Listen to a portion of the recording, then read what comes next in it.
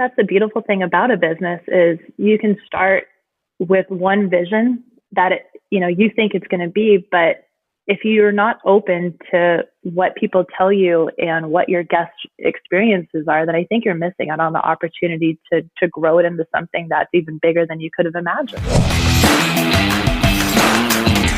Welcome to the RV Entrepreneur Podcast, the weekly show for nomads, work campers, RVers, and entrepreneurs looking to earn a living or build a business while enjoying the RV lifestyle.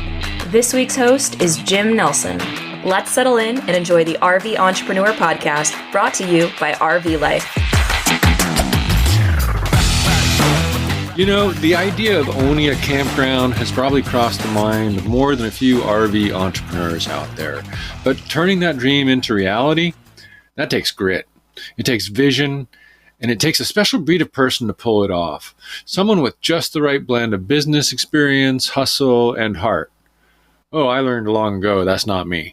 But hey, it's Jim here at RV Life with another episode of the RV Entrepreneur Podcast. And today, I'm excited to introduce you to someone who fits the description perfectly. Michele Stolgren and her husband Connor didn't just buy a campground. They revived one. And they didn't just build out infrastructure, they rebuilt the business. When they discovered Rustic Acres in rural Pennsylvania, it wasn't exactly a turnkey operation, but they saw something special. They saw potential. And most importantly, they saw an opportunity to create an experience, not just another place to park for the night. Drawing from their background in hospitality and property management, Michele and Connor brought new life to this long-standing park. They transformed an old pavilion building into the hub, a Wi-Fi connected, community-first co-working space that's welcoming for digital nomads, working RVers, or family gatherings. But this story isn't just about campground upgrades or business strategy. Once again, the story comes back to community, what it takes to build one, and why that matters more than ever on the road. If you've ever dreamed of building something meaningful while still living the mobile life, or even just finding a place that feels like home when you're passing through, this conversation is for you. Let's get into it with Michele from Rustic Acres right after a quick word from the fine folks who help make this show possible. This episode is made possible by Travelfy. Want reliable internet without the hassle? Meet Travelfy. It's portable, high-speed Wi-Fi that's ready to go wherever you are. From road trips to remote cabins. No tricky setup or permanent location required. Just plug in and you're connected. And here's the best part. No contracts, no commitments, and no reactivation fees. Pay only for the months you need. Travelfy connects to the strongest available signal among multiple major networks, so you stay online with confidence, backed by a US-based support team that knows the outdoor lifestyle. Travelfy, simplifying internet while you travel. Visit travelfy.com today. That's TRAVLFI.com. Listeners can save 15% with code RVE at checkout. Hi, Michele. Welcome to the show. Thank you so much for joining me. Hello. Thank you so much. I'm absolutely thrilled to be here. And I'd really like to just say thank you so much. I've been a listener for many years, and so many of these episodes, I've taken away bits and pieces that have really helped me in my entrepreneurial journey. So thank you to all your past guests as well. That is wonderful here. Really thank you for the feedback there. And this is the RV Life Entrepreneur Podcast. So I usually ask my guests the first couple questions to get to know you. How did you first discover the RV life? And we're going to talk about how that's different now. But how were you first introduced to RV life? I think RV life found me. I'm definitely one of those people that later in life had the pleasure of finding RV. I grew up with more of camping and backpacking, but surprisingly enough, through motorsports is really where we got our first introduction into RV life. Interesting. So what does it mean to be an entrepreneur? We're going to talk about the type of entrepreneur and what you're doing, but what does it take to be an entrepreneur? To be an entrepreneur, honestly, it has so many different facets to it. And I think it finds the right way that people need it to be. There's no one right way to run a business. You just need to find the business that works for you and mold it into something that works best with your life. But an entrepreneur can go in so many different directions. And I think what I love about it is that flexibility, that creativity, that drive, that hustle. It's all the grit, but it's about finding balance too. So let's back up a bit and start at the beginning. What inspired you and your husband, Connor, to hit the road? Well, believe it or not, we bought our first house. And I know this is not the traditional thing that people say. Everybody says, you know what, we sold our house when we hit the road. Well, we bought our first house and it needed every single thing in it fixed. This was one of those properties that had a great location, but we had to roll up our sleeves and learn how to fix everything because we spent every penny that we had to buy this property. And through the journey of rehabbing it, we got to a point where we needed to figure out what our next steps in life were. And at this point, my husband was working for a motorsports team. His travel schedule was crazy. He was gone for most of the month, and we had a newborn. And really, ultimately, we said, how do we stay together as a family? How do we keep traveling? What if we rented out the house? And so we put the house up for rent on Airbnb. And fortunately, we live in an area where there's a lot of tourism. And it started renting and renting and renting. And the next thing we know, Smart. we had rented out our house for a good portion of the year. And that really set us on that path of being nomads. So it wasn't an intentional thing. It was just, what's a smart financial move that we can do here? And we have been living out of the suitcase ever since and loving every minute of it. Fantastic. Now, were you working remotely while you were traveling? And what was that? Yes, absolutely. So as we were renting out the property, we ended up starting a property management business. And one property, ours, turned into a couple other ones that turned into next doing rehabs and renovations where we were living in those properties as well. And personally, my struggle with working from the road was not having set hours. It wasn't having a good workspace. It was trying to figure out how to navigate all these tough things of moving constantly and running a business and managing a family at the same time. And I think it was at this point that I really had this vision of what would I like to have? Like, what is this thing that doesn't exist and how does it look?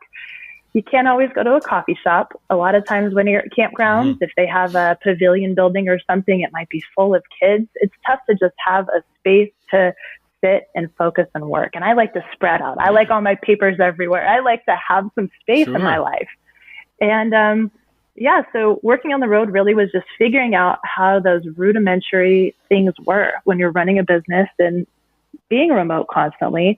It's all these little details of how do I make a comfortable workspace? How do I have set office hours? How do I navigate all of these things in a way that makes sense? And it was a lot of frustrating learning curve at first, but we started to get a rhythm with it and it became easier, just like any business does, to a point where we were more comfortable working remote than we were being at home. And raising a newborn at the time, so you had your hands full. At some point, you guys got this dream to settle down roots and embark on an adventure of owning a campground. How did that take shape? Did you have a background in hospitality when you started thinking about that? We did, absolutely. Yep. So I've got a background in outdoor hospitality, and property management was a big thing that taught us a lot. But mostly it was spending time at other campgrounds. I think my husband and I we're entrepreneurs. As much as we can remember our lives, we've always had businesses. We've always had this thought of what can we build, which eventually evolves into how do we create something that people can enjoy. And so the way that I think it all pieced together for us was in this journey of being nomads, we're spending a lot of time seeing what other campgrounds look like and having a hard time making reservations, having a hard time finding spaces that were clean sometimes. You know, it's like, I don't want to walk into a bathroom and wonder what it's going to look like. Uh-huh. And so we just started envisioning, there's a lot of stressed properties out there. What if, just like our first home, we took a stressed property that needed a lot of work and found a way to bring it back to life? And so once we started thinking in that realm, a lot of the pieces came together, or we were just researching what it would take to own a campground. And we absolutely loved it. We are very nature, outdoor focused people. And the lifestyle that we had been living felt like it was naturally pushing us in this direction anyway. So we just decided, you know what? let's give it a shot. And the research began. I want to talk about that research in a second, but why did you decide to purchase a campground rather than start from scratch? A lot of reasons. And that's a wonderful question because people do ask us that quite a bit. The first one is cost. It's a huge expense to start something from scratch. And that was, a big factor when we're going to do something like this is what's feasible, what's realistic for us, because we don't want to be stuck in a situation where we're stressed too much and we can't put all of ourselves into a business. And the financial aspect is a big part of it. So starting from scratch, it's a lot of time.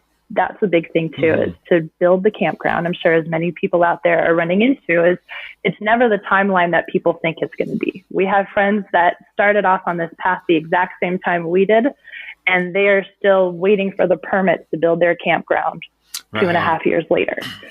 So but for some people that fits. And for them, that was the type of campground that they wanted. For us, we wanted to find something that had the history, that had the feel to it, that just had the natural elements where we didn't have rows and rows and rows of parking pads. We wanted something that was nature focused, and it's tough to get that with a new campground. I've talked to both types of campground owners here, people who built from scratch and people who have taken over or bought franchises. And whether you're building or buying, they both take considerable investment, money and time. Let's talk about the research you did. What type of research did you do? What resources did you dig into once you were set on making this dream come true? Where did you start? Where did you go look for a campground? We didn't just start in one place. For us, whenever we get involved in real estate, we have a criteria. And our criteria is really, what are we good at? What works in our comfort level? And what's in our price range? What can we afford? And with this set criteria, our main components are location. It comes down to the infrastructure and nearby amenities. What can people do when they're staying in our campground? So that really was the basis of it. So once we have these three things that we like, that checks all these boxes, then we have a next set of criteria that cover all the other aspects of it, of timeline and budgets and, all the intricate details of it. And that really it narrowed it down pretty quickly. My husband is amazing at finding real estate properties. He absolutely loves it. And the next thing we know, we found this place in Western Pennsylvania. And the pictures did not do it justice online. But it looked and it felt like an old campground, like something as a kid that you would go to. And it had that neat aesthetic to it. So we decided, all right, let's go check it out in person. So we flew out to Pennsylvania in March. And as soon as we put boots on the ground, we knew that this was the place that had endless potential. And it just felt like camping. And I'll probably say that over and over again, because that's what our guests say. It's tangible. It's something that, it's an experience and it's a wonderful place. And you can hear me get excited about it because I had never been to this part of the country. And as you can imagine, taking a young family and moving away from our family, from everything we know, just to take over a rundown campground in rural Pennsylvania, you get a lot of, are you guys sure? What are you doing here? But it found us, and it's been a wonderful journey. Interesting. I wonder how many others had you seen actually in person prior to that, and what spoke to you? What told you it was the one? We looked at, I think, about 4 in person that we're really serious about. Of course, there's some other ones that are kind of like, this is cool, let's go check it out, in nearby areas. But this was the big trip to make it all the way out and fly out there. It had all the pieces, but mostly we could see what we could do with the property to bring it back to life. And we loved the nearby town, and I'm still falling in love with it. I can't believe that people don't know about the Clarion area. It's just absolutely amazing. There's these wonderful small towns everywhere. There's gorgeous rivers. There's trails. You can hike from Rustic Acres down to the North Country Trail through hike. We have direct access to a bike trail that takes you to a brewery. There's all these neat little businesses, and it's a fantastic area for spending time outdoors. And it borders 3,000 acres of state game land. So for all the hunters, they're quite happy that they have that direct access to it too. Hey RVers, let's be real. Your RV showerhead isn't great. And even if you swapped it out for something better, chances are it's just a shinier version of the same old thing. And if you're really lucky, those stiff hose kind of let you get wet, but definitely not where you want it. That's where Waterpik comes in. A global leader in water technology, they've designed the Transform RV showerhead to change the way you shower on the road, making it easier and more efficient to shower in tight RV spaces. While other RV showerheads have limited spray adjustments, the Transform RV's unique 360-degree pivoting head allows you to customize to any spray angle without having to remove it from the bracket. This means you can reach your desired spray area and shower with both hands free. This showerhead doesn't just work better, it feels better. It's engineered to deliver powerful, consistent water flow. Its multiple spray settings are optimized to get the most out of your water tank. And with the new trickle switch, you can conserve water without that shocking blast of cold or hot water when you turn it back on. It's available in white, chrome, and nickel. The Waterpik Transform RV showerhead is ready to upgrade your RV shower. Head over to Amazon and check it out now. Beautiful. You mentioned, I heard a little rundown. What kind of condition was this campground in when you got it, and what amenities were in place when you took over? It had good bones. It just, it needed a lot of cleaning up. And that was the big thing, was just really to fix a lot of the deferred maintenance that hadn't been touched in a while. So the pavilion building was filled with 50 years of storage, and you can barely even open the doors to get into it. So that was actually our first big amenity, was cleaning out that pavilion and turning it into now the hub, which is our lounge and modern workspace. We insulated it, we put up drywall, mini split system, and we furnished it. And so we turned it into something that was completely unique. Nobody really has seen anything or knows what to do in this area with this type of wonderful building. And we're really, really proud of it, because it's just brought in a whole different type of camper. And so for us from day one, it was about creating this camping experience. And so we wanted to go through and clean up and modernize everything the best we could. We repurposed materials from the property. We've got a lot of local wood. We've got some really neat slabs. We made furniture. We've updated all of the bathhouses. That was a huge thing, was to make sure those were clean and modernized.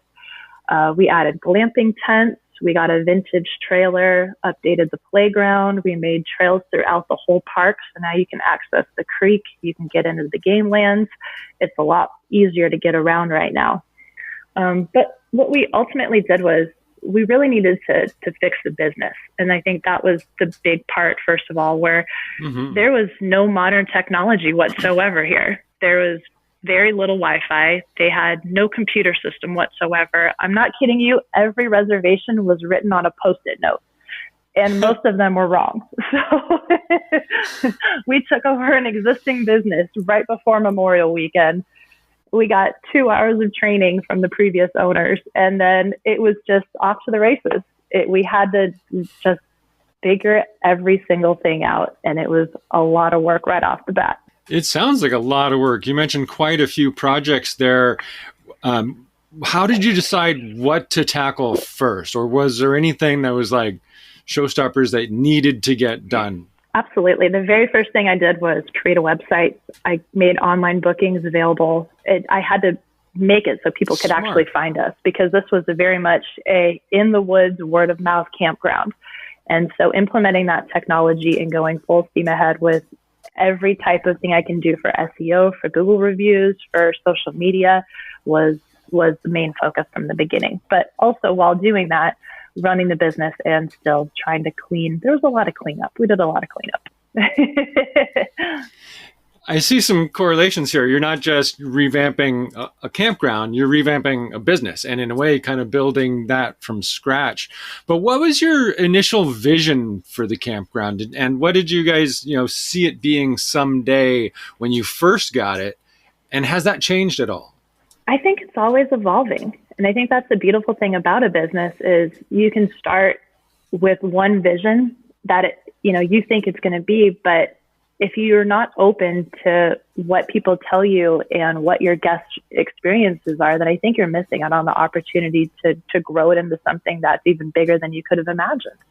And that's where we're at right now is, at first I think we were so excited just to have the opportunity to move into this space that we were very focused on making the campground look good, giving people a nice place to park. But since then, it's evolved into more of this outdoor hospitality aspect where we're bringing in tangible things for them to do. We've got these wonderful experiences. We're trying to get them involved locally. We're bringing local businesses into our campground too. And we're trying to introduce people more to the Clarion area, which at first that wasn't a big part of our business. But we've learned that when people come and stay with us for the first time, they didn't know that any of this existed. So we often see them on their return leg and they extend their stay for a couple extra days so they can get to know the local area.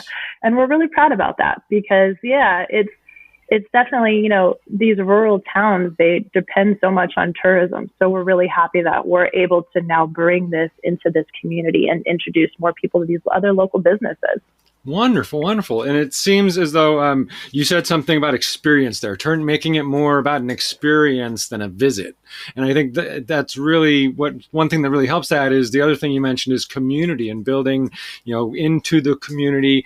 But back to the construction per se, real quick, just wondering, every project comes with surprises. And when I take over a website, I'd rather start from scratch than open a can of worms. What were some of the unknown unknowns that you guys might have encountered? Like when you opened that door and found out it was all storage. Do you have any really a good story and a really scary story or any really expensive stories? What'd you discover that you didn't expect? Sounds like a few. All the above. Absolutely. You know what? Our big scary thing was electricity. That was number one because the 4th of July weekend, the first one that we were running the park, one of our main boxes started shooting sparks and we lost all of our power. Oh, no. It was just like, oh no, we're the new kids in town. We don't know anybody. So picking up the phone and calling anybody I possibly could, please help, please help, please help. And sure enough, we got a great person out there and he's been our electrician in saving grace ever since. So really, I think just with any type of business, it's building your team. And no matter what, having the right people around you so you can call them when needed is just number one. And the struggle for us was being new to a new area and having to build that team. And we're so fortunate that we have wonderful local resources now, and we've been able to bring on some amazing staff. We have some camp hosts that we've gotten for a couple of years. One of them has become our manager. We're working with 3 of them are veterans, and they're all just wonderful people. So it's bringing in a lot more characters to our environment, and it's helping us run this business better. Wonderful. And that's wonderful indeed, the way you're kind of creating community out of this place. So when you bought it, you had some existing occupancy and some ongoing turnover. But since then, what marketing are you doing that's working best to attract new guests? It's mixed right now. And we're finding that we're only 4 miles off the interstate. So a lot of our guests are either coming locally, where word of mouth, they've camped here before, or they know this area, or they're finding us as they're driving by on the highway. So it's been vamping our website. We built a wonderful site. We've been really working hard on SEO, on getting our presence out there through all the different apps that we possibly can with, RV Life, of course, with all these, existing channels. So people can find us in any way they can. And I've been really surprised that so many people who are against new technology, when it comes to traveling, they know their way around an app faster than they might not have an email address, but I guarantee you they can pull up their app and tell you where to go in about 2 seconds flat. So we also adding the glamping tents, and by adding the vintage trailer, it's enabling us to now rent on Glamping Hub, on Airbnb. So we're trying to cast the largest net that we can to get out there in every channel possible. And that's mostly just for those folks. For local, we've been trying to, we've been teaming up with local businesses. We've been doing local events. So we're trying to build our name through our community and through fostering good relationships. That's been helping drive a lot of business towards us. So we're always evolving and thinking of new ways to do things. So if anybody's out there who's listening and has any suggestions or would love to work with us, we're always open to new ideas, because the changes in technology are so hard to keep up with right now that we want to learn everything. Oh, for sure. Fantastic. And speaking of technology, let's talk about this hub. Typical campgrounds, as you discovered, are often lacking in amenities that RV entrepreneurs and remote workers need: high-speed internet, quiet space to work. You like to spread out, maybe a printer. How does the hub that you guys built meet those needs? It meets all of them, and we hope exceeds them. And what we wanted to do was create a space that was designed for people that are working remote, be it your job, if you're learning remote, or even crafting. That's a big thing too, because I feel like a lot of folks that are traveling, you're in a confined space, and it's nice to have an environment where you can get out and you can just change how you think. You're not always in the same place. You can get out and enjoy a coffee or a tea and have a break from what you're used to. But then also, when it's time to take a break, you have trails right out your door. So your whole way that you're working is changing. And I see so many people that are working remote and traveling right now that are grateful that they have this opportunity and this flexible location to enjoy. I think the neat thing too about the hub that I wasn't expecting, but it's taken on a life of its own, is it's a community space. So I see people talking to each other about what they're working on, where they're traveling. There's kids that are in here learning and they're conversing with each other. So a lot of the times, when people are in their environment all the time, they're not always around other people. So it allows people to start talking and to share their experiences of traveling and being on the road. And I think that just all in all, it makes our campground a stronger community space. And it comes back to community, and co-working is another big buzzword these days. There's often a lot of those things going on, and you offer very much so. Kind of facilitate that. But is it one large open space, or how do you design like a multi-purpose space that's both productive and relaxing for digital nomads, families, and all the above? Can you reserve time, or how does it all work together when you got different types of people trying to use the space? It's a lot like a coffee shop. I think just like a coffee shop, people show up and they do what they do, so some people have headphones and they'll just sit and work in the corner. We do have opportunities because we have groups and events that'll come in here. So we have a projector screen. So if folks want to reserve it for private meetings, for corporate events, that's something we're starting to see a lot more of. We had a really neat group of professional mushroom foragers come through last year, and they used the hub as their space to organize all the mushrooms that they found. So it's kind of whatever anybody needs it to be. And we were wondering too, just how people would receive it. Cause it's a great question, like what if there's a family in there and there's kids, but we have the rules that it's library behavior. We ask people to be on their best behavior. So it's not kids running around. There's no games, there's no arcades or anything like that. And everybody's been really respectful. And to be honest with you, at first, just because anytime there's anything new and there's a change, everybody's against it. You can't do that in a campground. You can't have anything nice. What are you guys thinking? This is never going to work. But I absolutely love the moment when folks walk into this space because it's just an aha. They looked relaxed. They looked surprised. It's this fresh air of, wow, I didn't expect to see this at a campground. And I think that just goes to show you how low the bar of many people's expectations is when it comes to a campground. That if we do something a little bit more than what they expect, they're thrilled. And it's great because, we want them to have those aha moments, and we want them to come to expect this from some campgrounds. Not all of them, I get it. They're all different, but for ours, definitely. Well, it sounds fantastic. I'd be surprised and would definitely take advantage of it.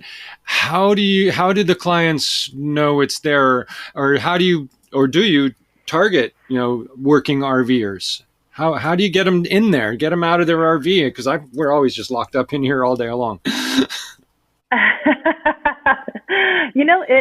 Some people do, some people don't. And I mean, we have we have folks that stay with us for a month at a time that are working in their RV every day. They love their space. That's their thing, but maybe they like to get out and come grab a coffee. It's just everybody kind of has their uses. So it's not solely just for people that are working. It's for people that just need a space to get out and to spread out. We have people that have brought a sewing machine in before because they were working on crafts. And like I said, we have this big table. So there's a lot of kids, if they're if they're learning remote, they'll sit there and they'll do schoolwork together. It's a space that kind of finds its purpose for everybody. Sounds like everyone gets along, and like you said, kind of like a coffee shop and a library where we can all work and have events. It sounds like a wonderful place for a small rally or gathering. Hint, hint, anyone listening out there, let's get together at Rustic Acres. But yes, you mentioned, working. Come on out. Yeah, let's do that. But the working and the camping thing, I wonder, can nomads have it all? This life-work balance comes up all the time. We see it a lot on this show. And, you have to work hard to enjoy these things, and we enjoy these things, so we work hard. But how do you encourage your guests to find that balance between working and playing while they're visiting? Because there's so much to do, yet they might have so much work to do themselves, as you yourselves do. How do you encourage people to enjoy the best of both worlds? I think to get to the beginning of that question, when you said, can it exist? And I think absolutely it can. But it's different for every person because, one person's balance can't really be defined the same as another person's balance. But it's finding that level of enjoyment and happiness where you can step away from your work, you can turn off your brain, and you can turn on that thing that makes you happy. And for some people, it might be as simple as reading a book. It might be sitting at a campfire. Other people might need more extreme sports to have that switch. And the way that we encourage our guests is just by encouraging them to go outside. It's here, you're surrounded by nature. The reason you're at a campground is to camp. So do it. If you have to work all day, I'm not going to sit there and judge or tell you what to do. I want you to find whatever level of enjoyment and happiness. And I just hope that the space that we've provided will allow you to do that. That's our ultimate goal, is to facilitate as many of the fun things as we can. So when you don't have to work, it's right there at your fingertips. And I think that it works really well for families too, because if you have a parent who's working, it's tough to have kids in that space. But the great thing about a campground that I think many people out here can relate to is there's a lot of things for families to do. So the kids stay entertained. The adult who has to work can focus on working and then hopefully turn it off or switch with the spouse and then enjoy the balance of having a family and being at camp. So it's choosing the path that works best for you and being conscious of how you make these decisions to get you in this place that allows you to do that. Well, that R in RV is for recreational, so we got to take advantage of that and recreate. It sounds like you've built something that really facilitates that. It came back, again, you kind of mentioned it, the sense of community. Do you have like an ideal sense of community and how that might take shape? And is it happening, or are you there yet at Rustic Acres? Yeah, absolutely. We are getting there. And to me, community is that comfort level, is that conversation. It's being around like-minded people that enjoy what you do. And I really started to see it come together in our community campfires. So there's the word community again. But every Saturday night, we host a big bonfire, free s'mores. We bring instruments. So if people want to play instruments, they can jam out or do whatever. But it just gets people talking. They talk about why they're here at camp. They talk about where they've been traveling from. And we get such a big array of folks, whereas we get local folks, we get people from all over the country that are maybe just passing through for the night. And it's that feel that, you know, folks can open up and talk to each other. And then it's nice because I get to sit back and I just listen. I listen to them talking about, oh, our favorite place to camp. Have you seen this place yet? Oh, this is new on my camper. Let me tell you about it. So all the conversations just start to evolve. And it really becomes this neat place where it doesn't matter if they have different walks of life. The fact that they're at a campground together in this space, that's all that they need to have in common in the world, and they have new friends. That's a wonderful definition of community and example. You're obviously doing it, and it comes back to creating that example, not just another stop along the way. And it's creating an example it's creating the experience rather. What you've done is you create the experience, not just another stop along the way. Can you think of any that come to mind of connections or collaborations that have happened that you've kind of spurred on because of these events, or do you have people returning together? Can you have any examples there that have happened? Oh, absolutely. Yeah, I've seen it a lot, and I think some of my favorite people that come and stay with us are first-time campers because they just, you know, they're so cute and nervous, and they don't really know what to expect. And when you see, oh gosh, you know, this tough man who's really strong pulling this massive camper for the first time, and he just has the look of fear in his face, and he's thankful that he made it to camp. You know, that's a different type of mindset than somebody that's been camping for 40 plus years and can back in on a dime. And I love the first time campers because I want everybody to have an amazing first time camping experience, because I want this industry to keep growing and to sustain and to be a part of my son's life for many generations. So if we can get more people who are excited about camping involved in it, then I just love nurturing our community. So I think that's the first stop is when they're there, they don't really know what to expect. They don't, you know, they're worried about all the things breaking and all the things that could go wrong. And then they start to calm down and get more into the swing of it and realize that it's not as scary as they thought it was, and that it's actually enjoyable. And that's when they start to open up and they meet other people. And we have several groups of campers that are now friends because they met their first time camping at Rustic Acres. So they'll all come back together, and, you know, they're starting to bring more people into it. So it's building, and we love to see it. And it makes me so happy to welcome them back. RV Life Pro isn't just a service.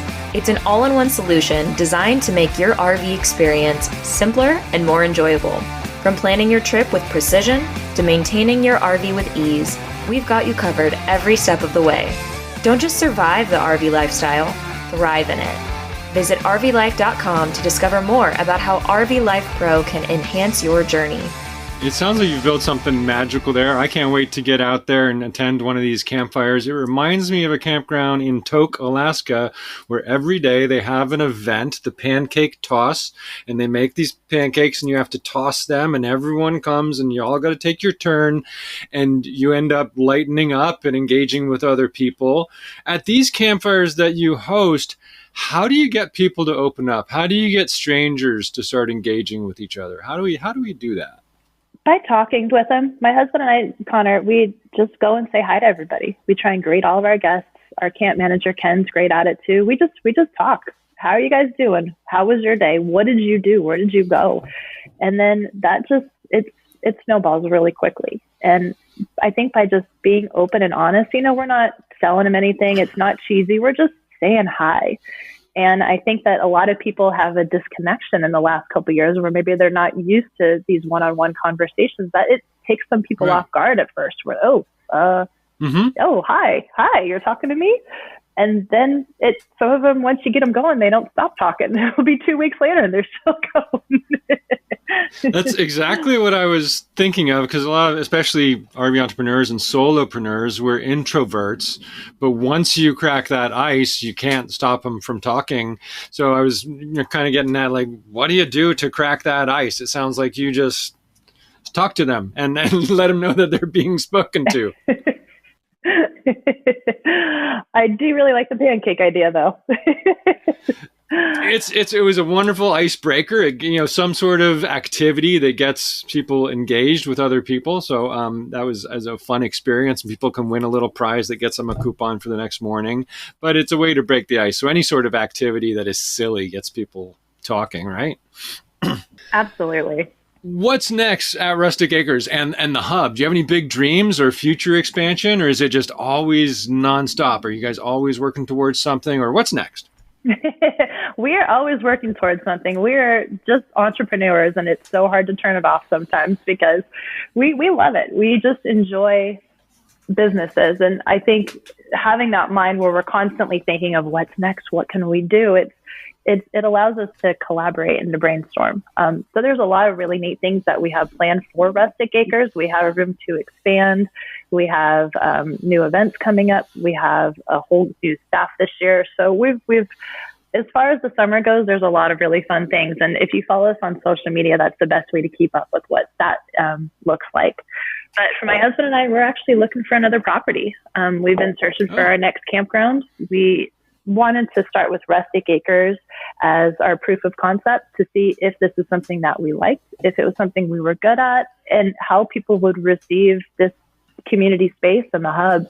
And so we've been on the hunt for number 2. We've got a couple properties that we've been vetting, and we will see how it all comes out. But honestly, this is my self-serving goal, but I would love to have something from the East Coast to the West Coast where I can drive and have great places to stay along the way. That's a wonderful way to do it. Have your own campground franchise all the way across the United States. That's great. So you're starting to look again. You've got one success story going on as far as I'm concerned. What advice do you have for someone else who's like dreaming of opening a campground? You know what? First of all, just figure out exactly what type of campground you want. There's so many different ways out there. And it is, if you're taking over an existing business, make sure that it's the right type of business for you. If you're starting from scratch, make sure you know what you're getting yourself into and what your timelines are, because it might look one way on paper, but as many people know with remodels, with building anything, it's the time frames and the amount of money don't always work out to what you might have penciled in at the beginning. But I think with this industry, there's so much growth and there's so much potential. And we've met and we've stayed at so many campgrounds that they're family run, which we absolutely love, because I think that tells the story a lot more about the campground and this whole spirit of camping, where you get to learn about what Aunt Millie did 50 years ago at this site. Right. But just find something that, just find something that fits what your needs are and be realistic with it. And if you ever have any questions, just please reach out, because we love talking to people. We love, just even brainstorming sometimes about what campground ownership life is like. And I can't tell you how many folks come up and tell us, we've been thinking about buying a campground and here's what we want to do. And it's an outstanding industry to get into, but it is a lot of work. And it's a day-to-day operation that you never know what you're going to get. It could be, you could have a massive thunderstorm that takes down all your trees one day, and then the next day, maybe your electric is going out. I don't know, but you can also have these amazing days where you just meet the most wonderful people, and you get to share their lives and their stories with them. So, yeah. I'm sure that's rewarding, coming back to the people and the sense of community and the connections made. We had the crazy idea early on in our RV travels 15, 16 years ago, buying a campground. We thought that would be wonderful. And then we saw how much work it is and how you could never leave it. You live it. You must breathe it. So I like your advice there about finding one that works for you, coming back to the purpose of it and what you're building.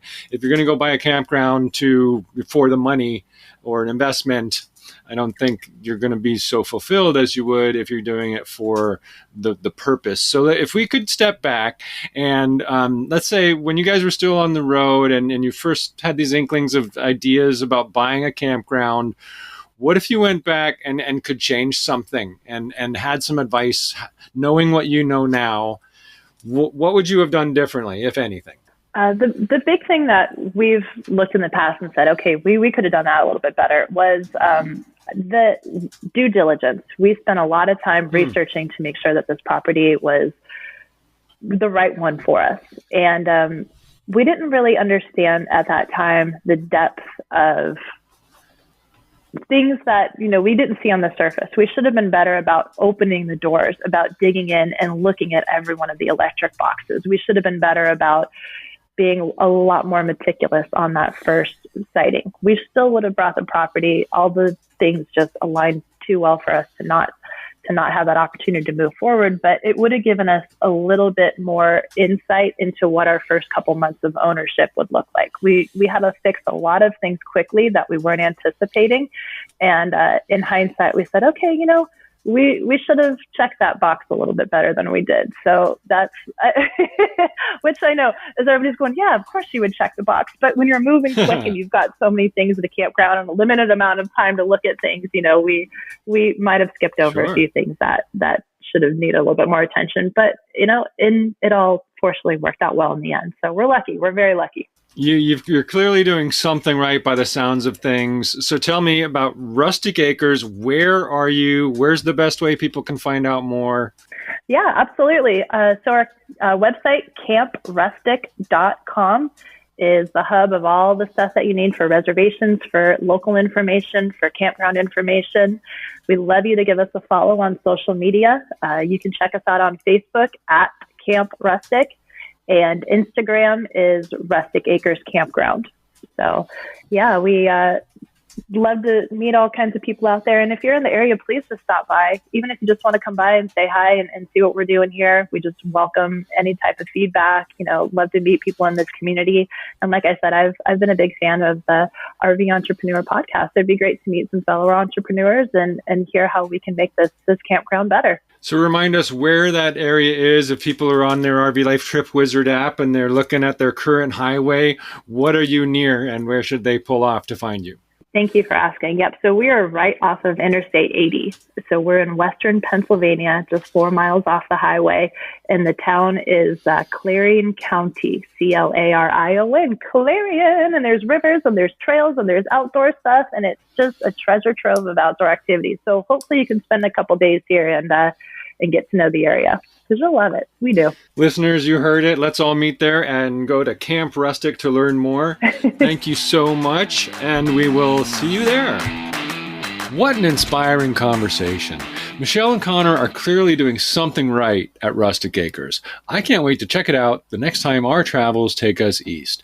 Big thanks to Michele for sharing her journey and everything they've built. If there's one thing I hope you remember, it's this. Campground ownership, or any entrepreneurial dream really, isn't just about making a living. It's about connection and creating an experience with purpose and meaning. And at the heart of it all, once again, it comes back to building community. It's a common theme we keep hearing on this show. Whether you're building a product roadmap, course framework, or an actual campground, community is the foundation that supports long-term growth. Michele reminded us of this, not just in the way they've built the hub, but in the way they're bringing strangers together around campfires, conversations, and connection. Entrepreneurship, as she put it, is a mix of creativity, flexibility, and hustle. But it also requires balance. Balancing the chaos of business with the calm of nature, balancing deadlines with downtime, and balancing your vision with what your customers and guests really want and what you know they really need. From marketing with intention to building genuine relationships, Michele's story shows us that when you focus on people first, success tends to follow. And if you're one of the many listeners out there crazy enough to dream about owning a campground, I hope you were taking notes. The vision is important, but so is the groundwork. Do your due diligence. And remember, just find something that fits what your needs are and be realistic with it. This episode is made possible by Travelfy. Want reliable internet without the hassle? Meet Travelfy. It's portable, high-speed Wi-Fi that's ready to go wherever you are. From road trips to remote cabins. No tricky setup or permanent location required. Just plug in and you're connected. And here's the best part. No contracts, no commitments, and no reactivation fees. Pay only for the months you need. Travelfy connects to the strongest available signal among multiple major networks, so you stay online with confidence, backed by a US-based support team that knows the outdoor lifestyle. Travelfy, simplifying internet while you travel. Visit travelfy.com today. That's TRAVLFI.com. Listeners can save 15% with code RVE at checkout.